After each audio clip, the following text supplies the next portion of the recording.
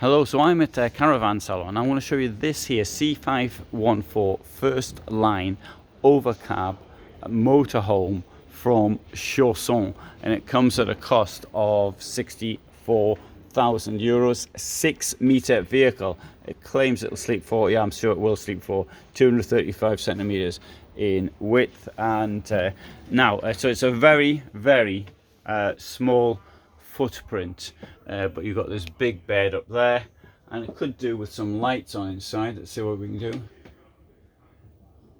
I'll try that. Turn the lights on and then turn the lights off. Does that help? No, I'm sorry, I've tried. I've done my best. Oh, there. Right, there you go. If you mess around with it, you'll get there eventually. There's a slit window at the back, storage along the back, and a blank wall over there. Actually, a blank wall. I've been looking at these projectors you can sort of get, and instead of having a television, if you've got a projector instead, you can have a really big picture. You can connect it to your mobile phone, and anyway, just an idea there. Don't know how well it would work.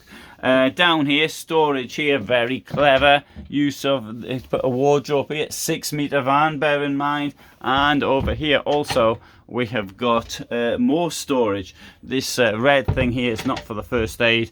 It's their way of marking the plus points. Here, have a look in the garage. Come to the garage later, but the fact that we've got access to the garage from here is also pretty good. Fridge here, which probably has an opening door. It does. And up here there's 2 burners and there's a sink. There's more storage down there. Here we've got a nice looking washroom. You can move this thing here backwards and forwards if you're particularly strong. And there's your shower. Here we have sliding door, mirror here. Quite a large semi-dinette for a 6-meter vehicle. Got a big bed up here with a slit there, window and window above. There is the ladder. There's the mattress, which they call a quality mattress. There you go. Not suitable for children under 6 years old without supervision. I don't suppose you want to supervise your kids all night, would you? Ladder goes there. You've got storage space along the top from the bed. You can even get some boxes up there. Maybe, well, let's see if that would work. No, it wouldn't. Sorry, take that back. Mirror here. Yeah, I quite like this. This really has got a lot going for it because it's such a small footprint.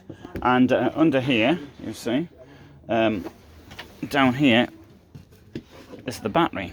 I think it's an odd place to put the battery. Yeah. 230 USB A and C. There's storage without this button has come off.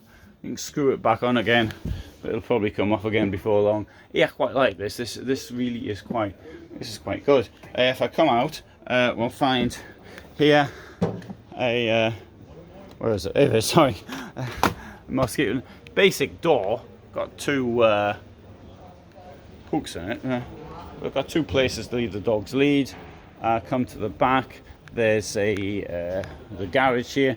Door's smaller at the other side, but don't really expect much more for this price. And electric 230 plus 12. Lashing straps in the floor.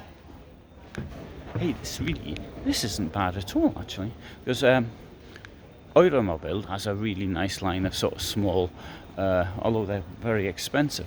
This thing is much cheaper.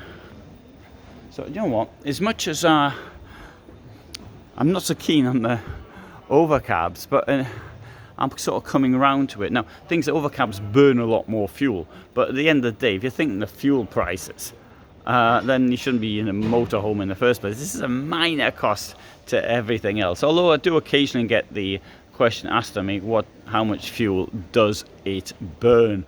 And the answer is usually I don't know. I tell you how much mine burns, but some people say sometimes, oh, it doesn't matter how I drive. Well, I can say this: it really does matter how I drive. There's a huge difference involved.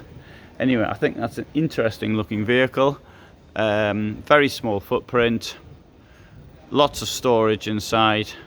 Don't think I'd want to keep 4 people in it, but 4 people will go in it. Thanks for watching.